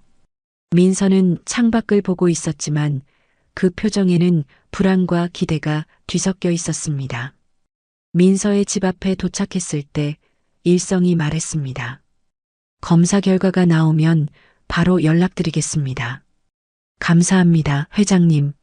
민서와 할머니가 내린 뒤 차는 다시 출발했어요. 일성은 조수석에 놓인 놀이개를 집어들었습니다. 18년 만에 다시 손에 쥔 며느리의 유품. 그것이 손녀를 찾아줄 열쇠가 될지도 모른다는 생각에 그의 가슴이 두근거렸어요. 저택에 도착하자마자 일성은 곧장 서재로 향했습니다. 그리고 깊숙한 서랍 안에서 오래된 상자 하나를 꺼냈어요. 먼지가 수북이 쌓인 상자를 열자 안에는 며느리의 물건들이 고스란히 보관되어 있었습니다. 일성은 그 중에서 작은 봉투 하나를 꺼냈어요. 봉투 안에는 놀이개 제작 보증서와 디자인 도안이 들어 있었습니다. 18년 전 며느리가 공방에서 받은 그대로였죠. 일성은 도안을 펼쳐 할머니에게서 받은 놀이개와 대조했습니다. 은방울의 크기, 매듭의 형태, 세세한 무늬까지 모든 것이 완벽하게 일치했어요. 틀림없어. 이게 바로 그거야. 일성은 놀이개를 가슴에 꽉 쥐었습니다. 드디어 확실한 물증을 찾았어요. 이제 남은 건 유전자 검사뿐이었습니다. 다음 날 아침, 일성은 집무실에 앉자마자 비서실장을 불렀습니다. 밤새 한숨도 자지 못한 그의 얼굴에는 피로가 역력했지만 눈빛만은 번뜩였어요. 비서실장. 네, 회장님. 박현숙에 대한 조사를 다시 시작하게. 이번엔 더 깊이, 더 철저하게.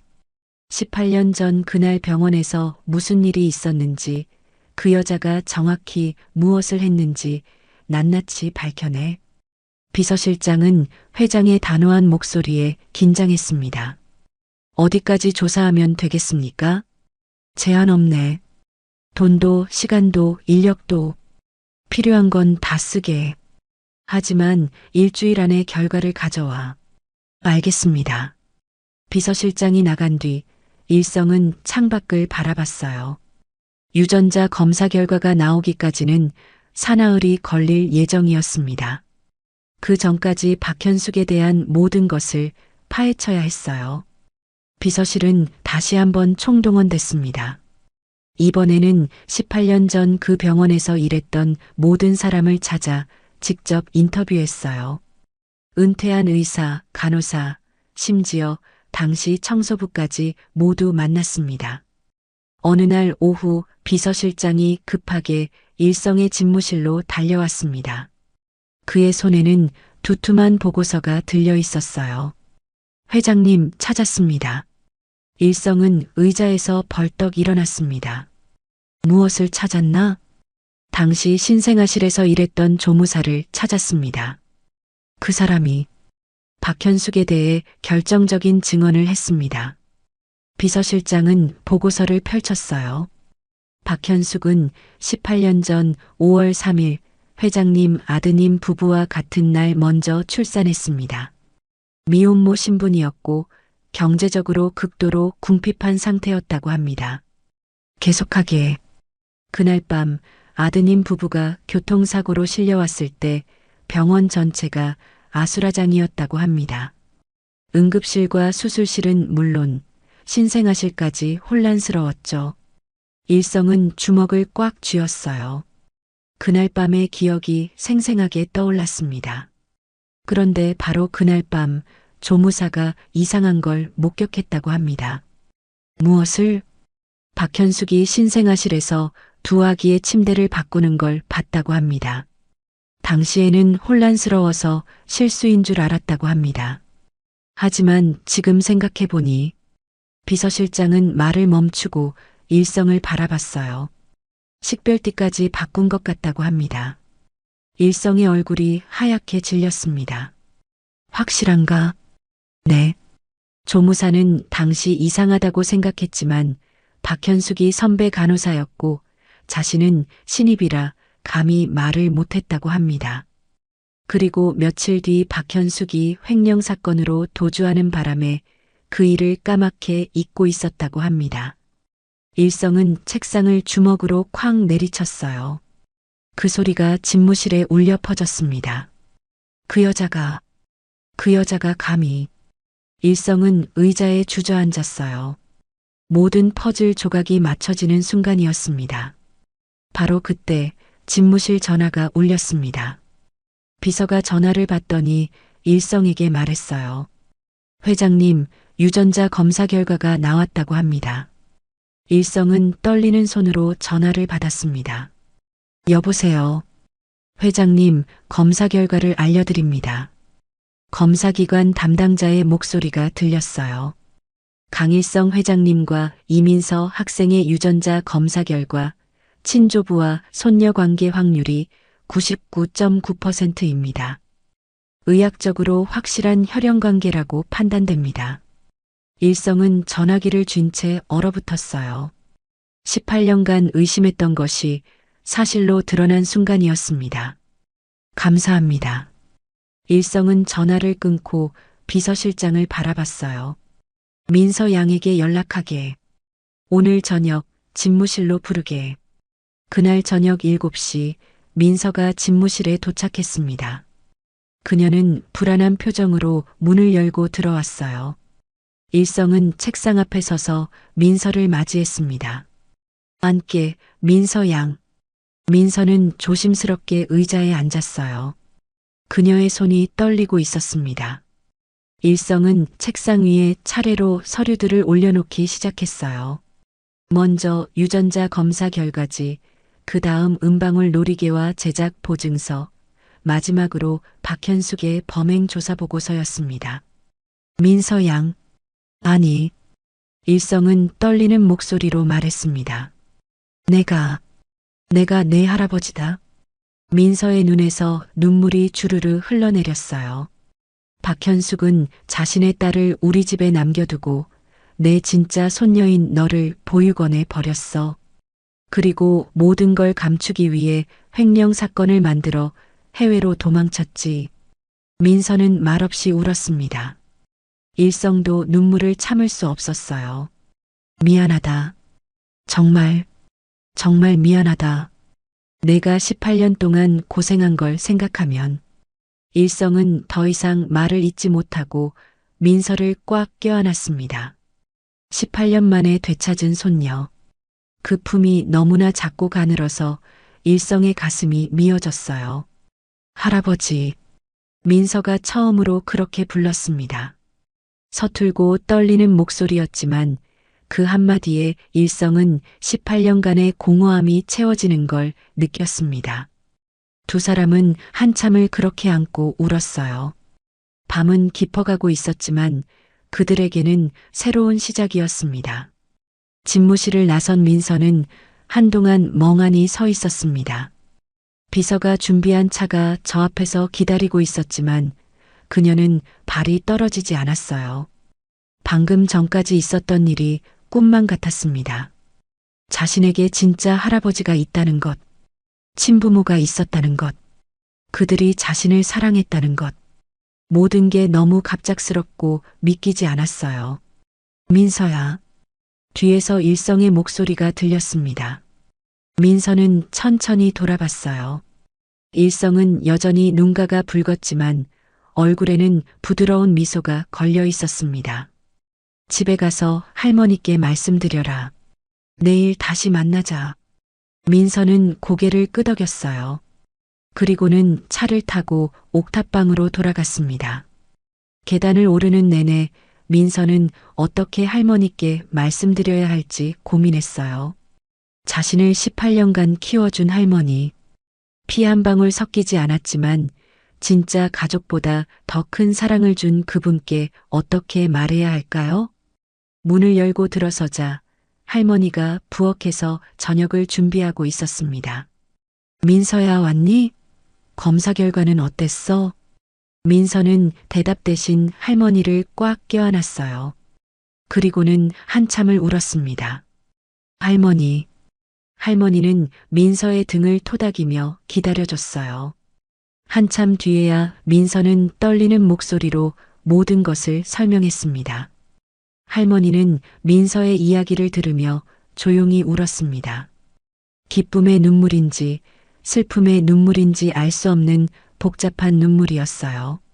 다행이다. 정말 다행이구나. 내가 드디어 진짜 가족을 찾았구나.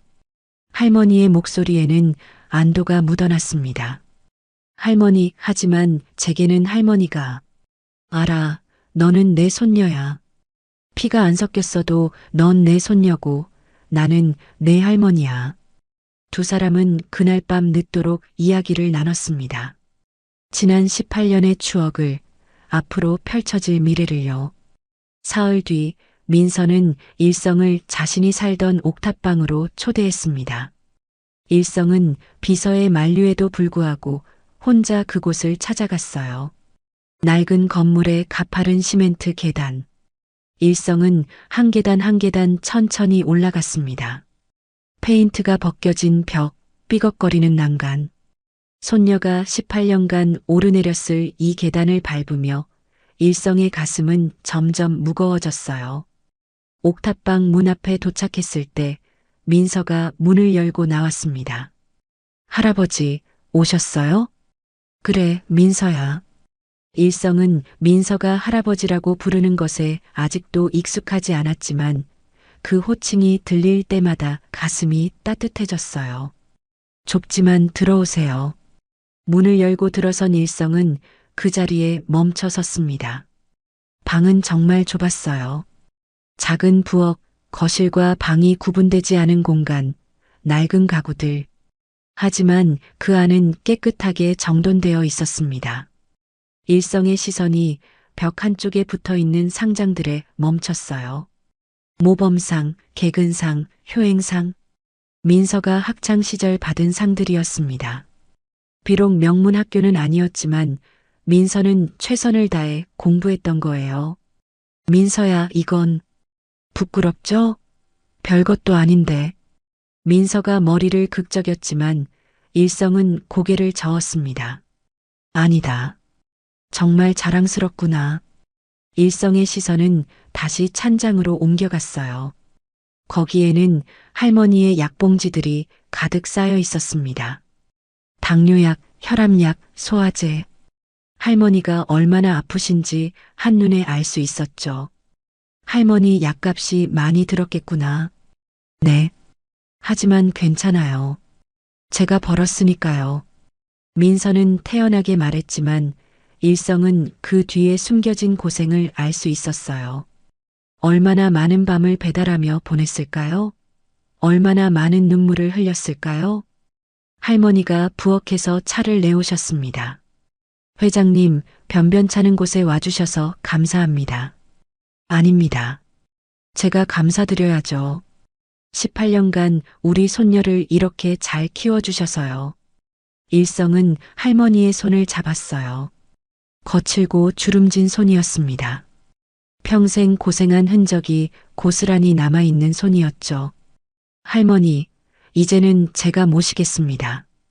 할머니와 민서, 두 분 다요. 할머니는 황급히 손을 저었습니다. 전 괜찮아요. 민서만 잘 보살펴 주세요. 아닙니다. 할머니는 우리 민서의 진짜 가족이십니다. 당연히 함께 가셔야죠. 일성의 단호한 목소리에 할머니는 눈물을 흘렸어요.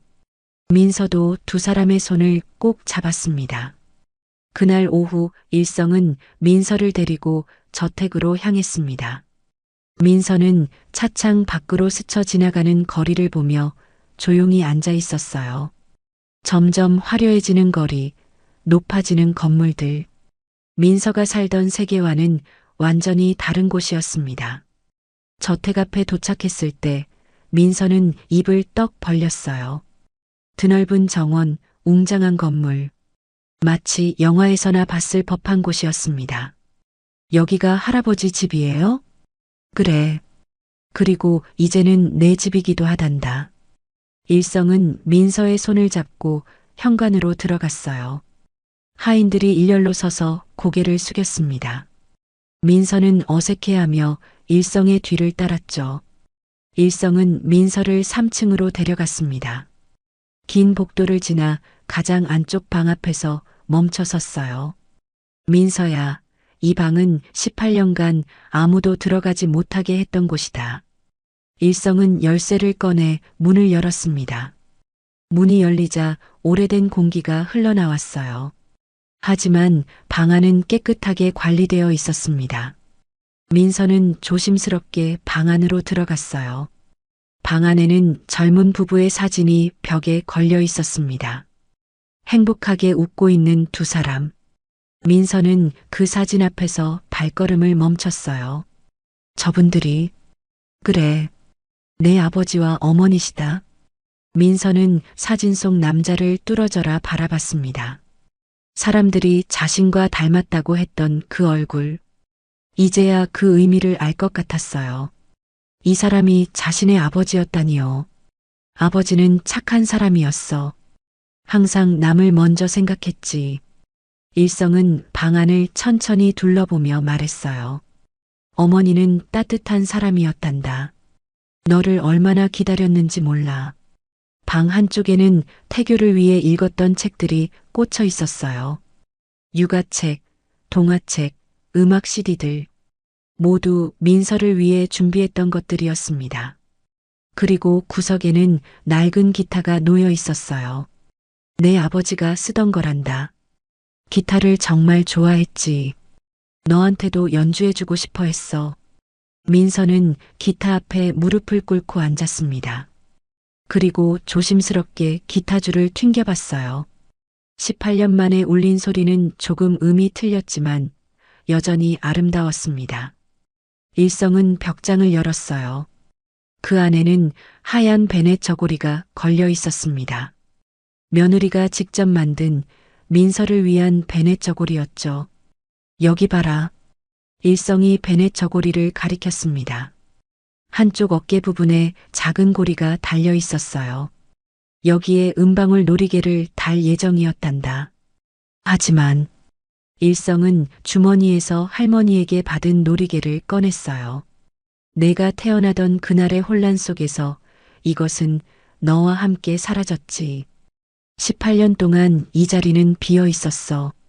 일성은 놀이개를 베넷 저고리에 조심스럽게 달았습니다. 딸깍 작은 소리와 함께 놀이개가 제자리를 찾았어요. 마치 18년간 주인을 기다린 것처럼요.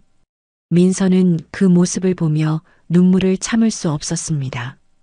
부모님이 자신을 위해 준비했던 것들, 자신을 사랑했다는 증거들, 모든 게 너무 벅찼어요. 아빠, 엄마. 민서는 처음으로 그렇게 불렀습니다. 한 번도 불러본 적 없는 하지만 그리웠던 그 호칭을요. 사진 속 부모님은 여전히 따뜻하게 웃고 있었습니다. 일성은 민서의 어깨를 감싸 안았어요. 울어도 괜찮아. 참지 않아도 돼. 내가 흘리지 못했던 18년의 눈물을 다 흘려도 괜찮단다. 민서는 일성의 품에 안겨 한참을 울었습니다. 18년간 참아왔던 외로움, 궁금증, 그리움이 한꺼번에 쏟아져 나왔어요. 일성도 조용히 눈물을 흘렸습니다. 창밖으로 석양이 지고 있었습니다.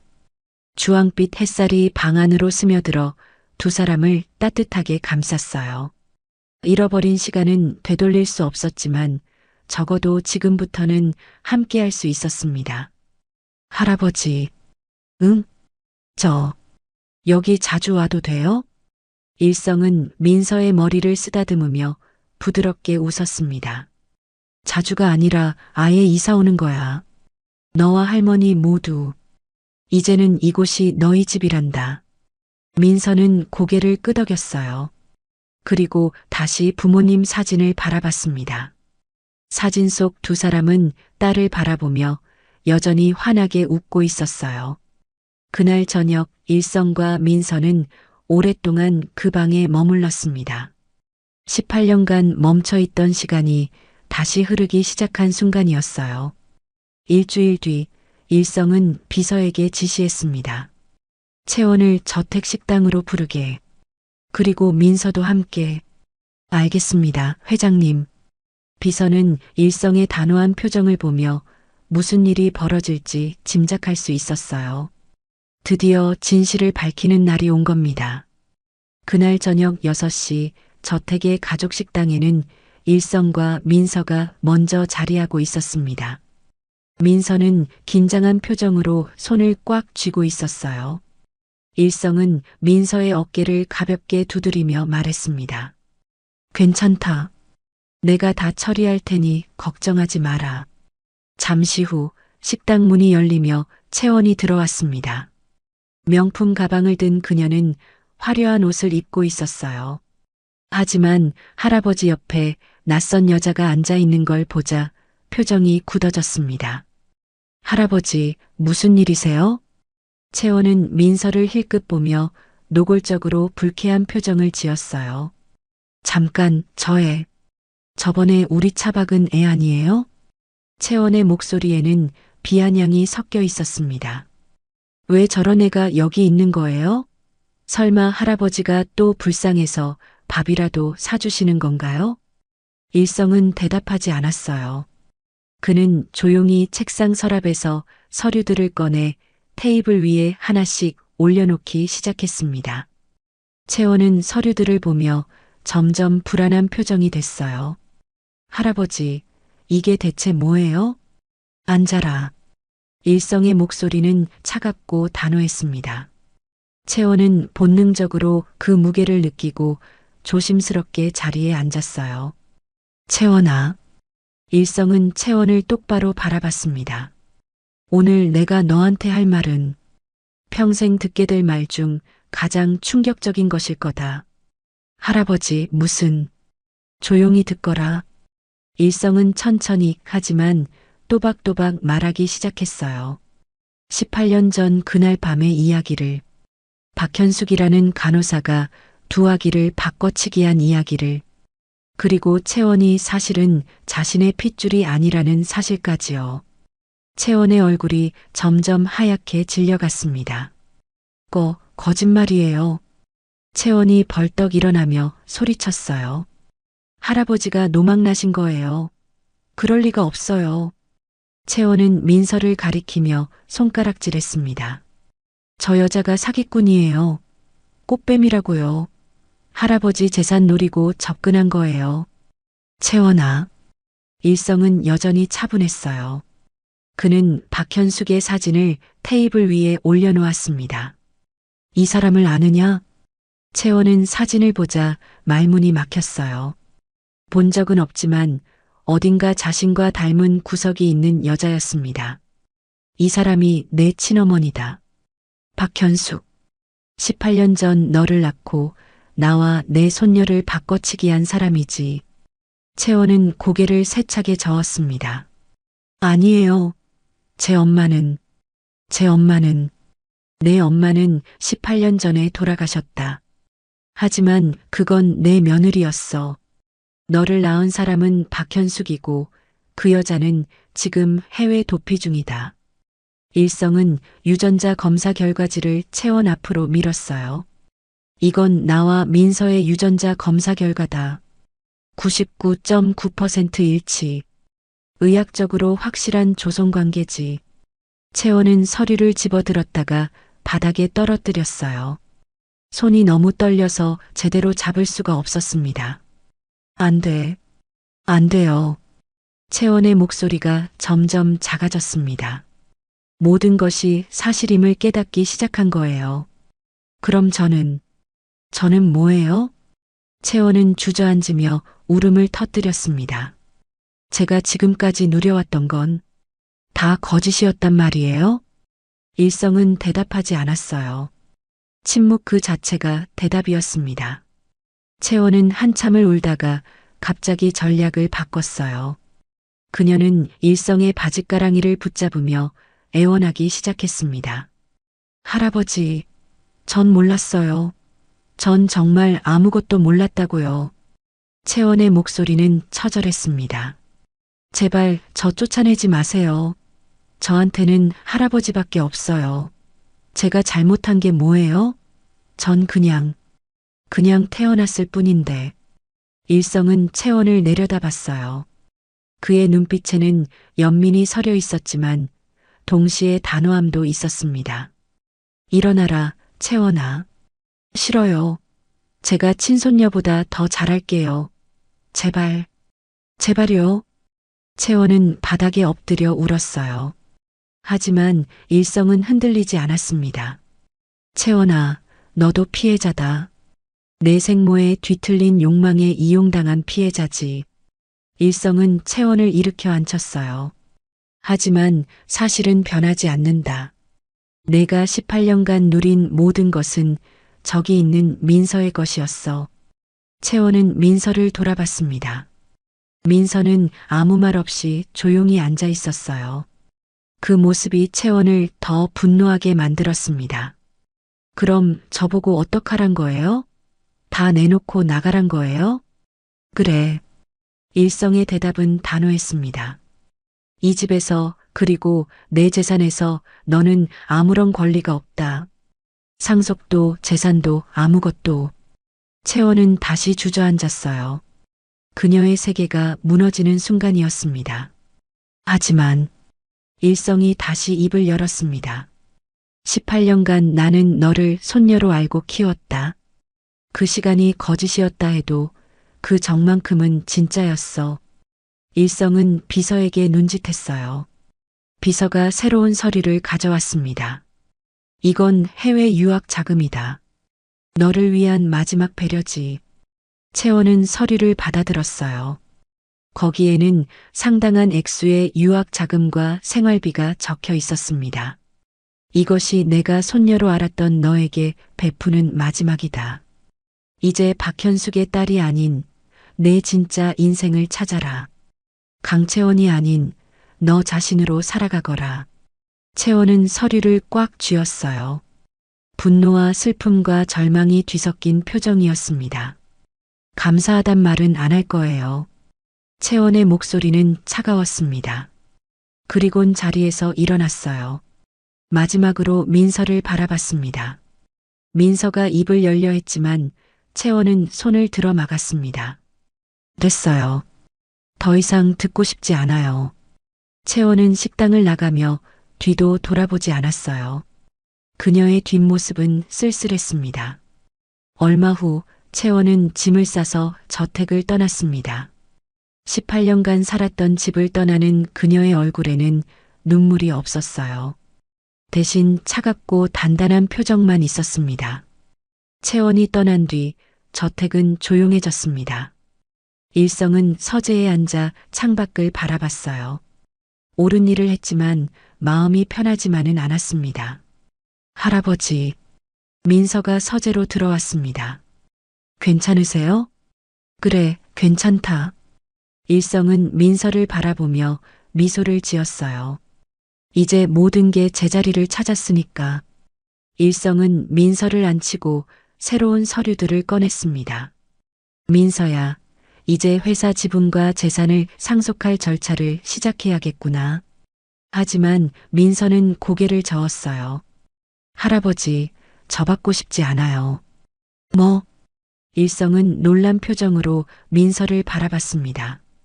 물론 할아버지의 손녀인 건 맞아요. 하지만 저는 제 힘으로 뭔가를 이루고 싶어요. 민서는 가방에서 두툼한 서류를 꺼냈어요. 이게 뭐냐? 사업 계획서예요. 민서의 눈빛이 반짝였습니다. 저는 배달 일을 하면서 많은 걸 배웠어요. 배달원들이 얼마나 힘든지, 어떤 시스템이 필요한지요. 그래서 생각했어요.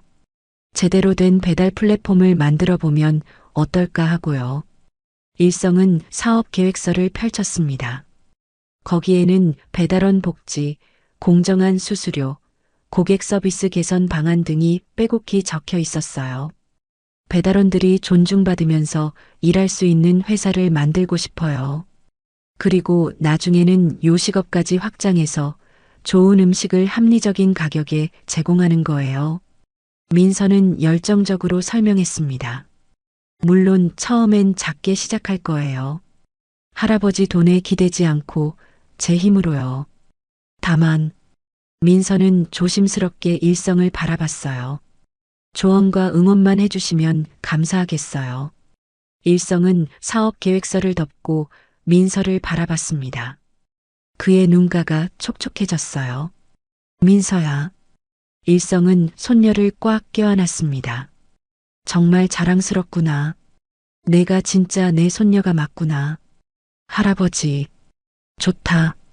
내 뜻대로 해라. 하지만 완전히 혼자는 아니다. 내가 멘토로서, 투자자로서 옆에서 지켜볼게. 일성은 민서의 어깨를 두드렸어요. 그리고 실패해도 괜찮아. 할아버지가 있으니까. 민서는 환하게 웃었습니다. 그 웃음에는 자신감과 희망이 가득했어요.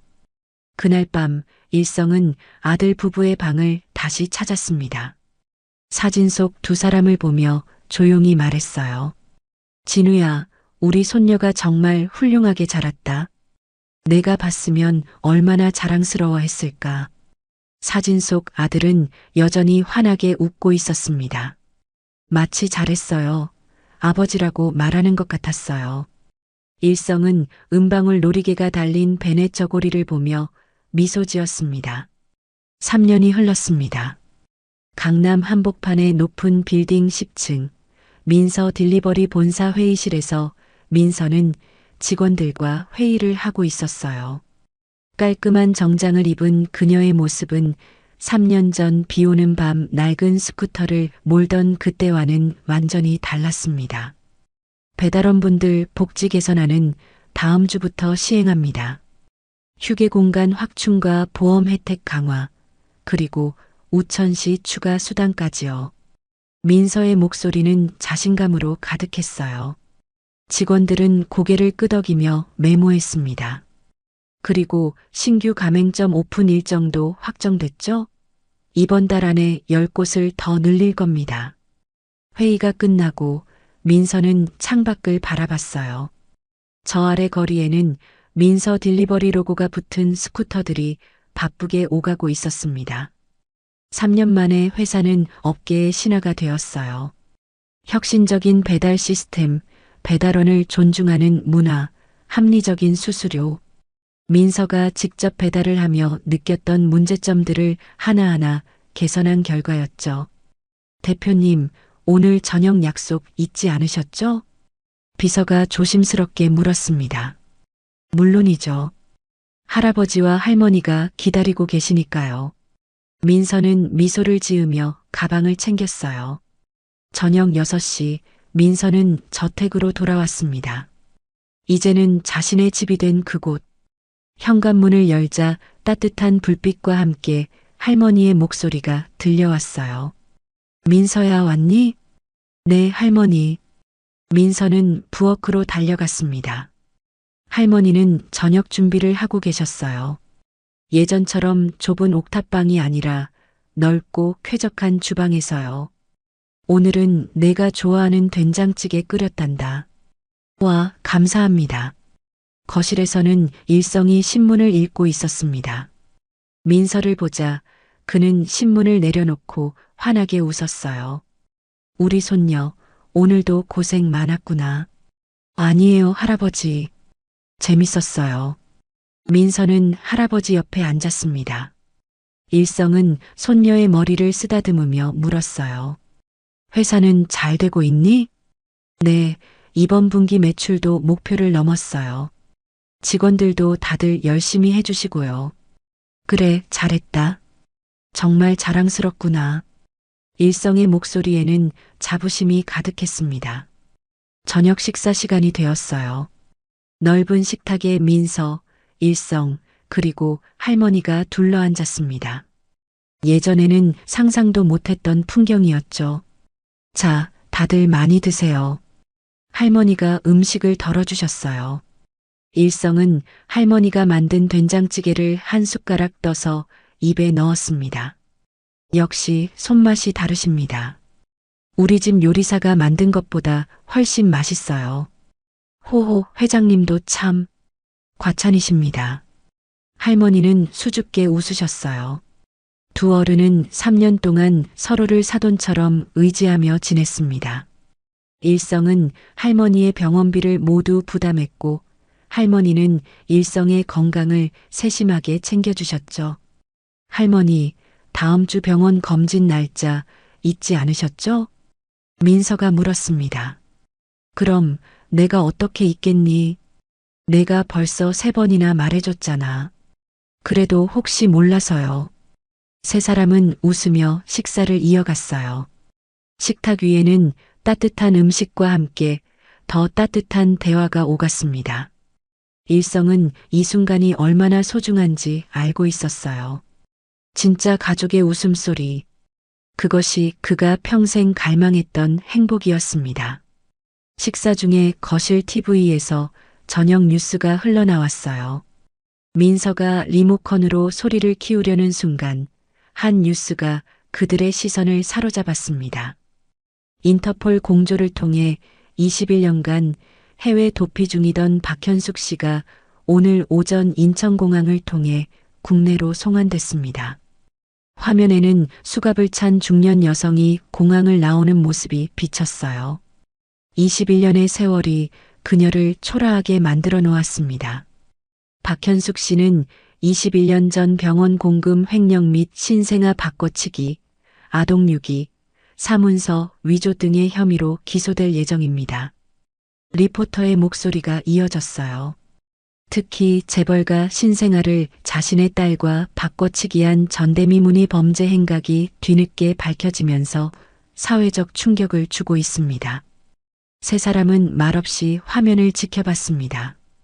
박현숙은 고개를 숙인 채 호송되고 있었어요. 모든 비극의 시작이었던 그녀가 드디어 죗값을 치르게 된 순간이었습니다. 민서는 복잡한 표정으로 화면을 바라봤어요. 분노해야 할까요? 아니면 불쌍하게 여겨야 할까요? 그녀 때문에 18년을 고생했지만 동시에 할머니를 만날 수 있었으니까요. 민서야. 일성이 손녀의 손을 잡았습니다. 괜찮니? 네, 할아버지. 괜찮아요. 민서는 고개를 끄덕이며 미소 지었어요. 이제 다 끝났으니까요. 그분은 그분대로 벌을 받으실 거고 우리는 우리대로 행복하게 살면 되는 거잖아요. 일성은 손녀의 성숙한 모습에 감동했습니다. 할머니도 민서의 어깨를 다독이며 말씀하셨어요. 그래, 우리 민서 말이 맞다. 이제 다 지나간 일이야. 뉴스가 끝나고 세 사람은 다시 식사로 돌아갔어요. 하지만 분위기는 조금 무거워졌습니다. 며칠 뒤 일성에게 해외에서 우편물 하나가 도착했습니다. 비서가 그것을 일성의 서재로 가져왔어요. 회장님, 호주에서 온 엽서입니다. 호주? 일성은 엽서를 받아들었습니다. 뒷면에는 평범한 카페 앞에서 찍은 사진이 인쇄되어 있었어요. 카페 유니폼을 입은 젊은 여성이 조심스럽게 미소 짓고 있었습니다. 채원이었습니다. 일성은 엽서를 뒤집어 적힌 글을 읽었어요. 할아버지께 잘 지내고 계신가요? 저는 호주에서 카페 아르바이트를 하며 학교를 다니고 있습니다. 처음으로 제 힘으로 학비를 벌었습니다. 힘들지만 이상하게 뿌듯합니다. 18년간 누린 것들이 제 것이 아니었다는 걸 이제야 깨달았어요. 진짜 제 삶을 찾게 해주셔서 원망 대신 감사함을 보냅니다. 건강하세요. 채원 올림. 일성은 엽서를 한참 들여다봤어요. 그의 눈가가 촉촉해졌습니다. 비록 핏줄은 아니었지만 18년간 손녀로 키운 아이였으니까요. 잘 살거라, 채원아. 일성은 엽서를 조용히 서랍에 넣었습니다. 그리고 창밖을 바라보며 깊은 숨을 내쉬었어요. 이제 정말 모든 것이 제자리를 찾았습니다. 한 달 뒤 민서 딜리버리 신사옥 준공식이 열렸습니다. 화려한 개막식에는 많은 하객들이 참석했어요. 일성도 귀빈석에 앉아 손녀의 성공을 지켜봤습니다. 준공식이 끝나고 민서는 하객들을 1층 로비로 안내했습니다. 로비 한가운데 가장 눈에 잘 띄는 곳에는 유리 케이스로 보호된 특별한 전시물이 있었어요. 하나는 찌그러진 검은색 세단의 범퍼였습니다. 3년 전 그날 밤 사고로 손상된 일성의 차 부품이었죠. 다른 하나는 낡고 부서진 스쿠터였습니다. 민서가 마지막 배달을 하던 그 스쿠터요. 전시물 아래에는 작은 동판이 붙어 있었어요. 기적의 시작. 3년 전 이 사고가 우리를 다시 만나게 했습니다. 하객들이 전시물을 신기하게 바라봤어요. 누군가가 물었습니다. 대표님, 이게 무슨 의미인가요? 민서는 환하게 웃으며 대답했습니다. 제 인생을 바꾼 사고입니다. 만약 그날 밤 비가 오지 않았다면, 제가 그 로터리를 지나지 않았다면 아마 지금의 저는 없었을 거예요. 민서는 일성을 바라봤어요. 일성도 손녀를 바라보며 미소 지었습니다. 때론 불행처럼 보이는 일도 결국 축복이 될 수 있다는 걸 이 전시물이 보여줍니다. 모든 배달원분들에게도 그런 희망을 주고 싶었어요. 하객들이 박수를 보냈습니다. 민서는 일성과 할머니를 전시물 앞으로 모셨어요. 할아버지, 할머니, 여기 서보세요. 사진사가 카메라를 들었습니다.